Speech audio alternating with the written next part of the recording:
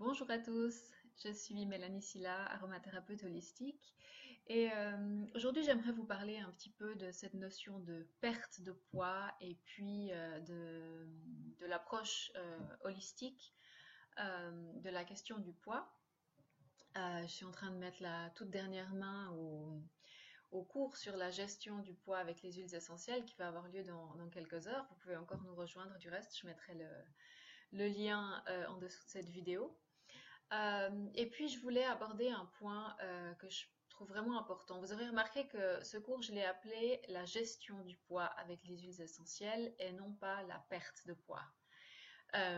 Pourquoi ça?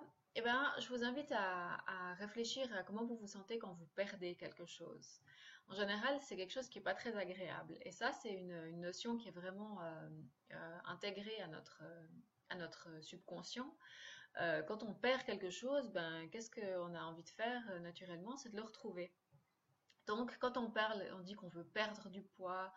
Oh là là, j'arrive pas à perdre du poids, j'ai pris du poids, il faut que je perde quelques kilos, etc.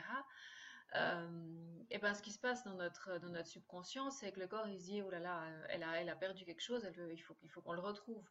Donc, ça va augmenter, on va dire, les risques de reprendre ce poids qui a été perdu, entre guillemets, avant ça.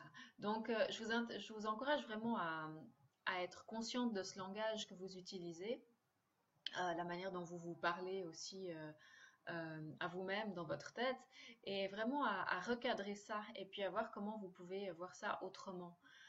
Vous pouvez voir ça comme vous libérer du poids qui vous alourdit, vous libérer des toxines, puisque le surpoids, c'est beaucoup une accumulation de toxines. C'est quelque chose qu'on verra plus en détail dans le cours de tout à l'heure. Mais voilà, faites attention à votre langage, c'est vraiment très très important. Donc voilà pourquoi j'ai appelé ce cours la gestion du poids et pas la perte de poids. Voilà. Et puis l'autre point que je voulais aborder un peu avec vous aujourd'hui, c'est comment est-ce qu'on peut, enfin pourquoi est-ce que c'est intéressant d'avoir une approche holistique de la question du poids et puis de la santé en général.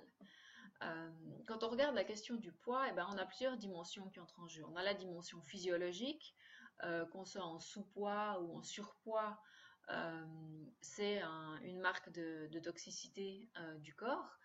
Ça aussi, c'est quelque chose qu'on développera dans le cours.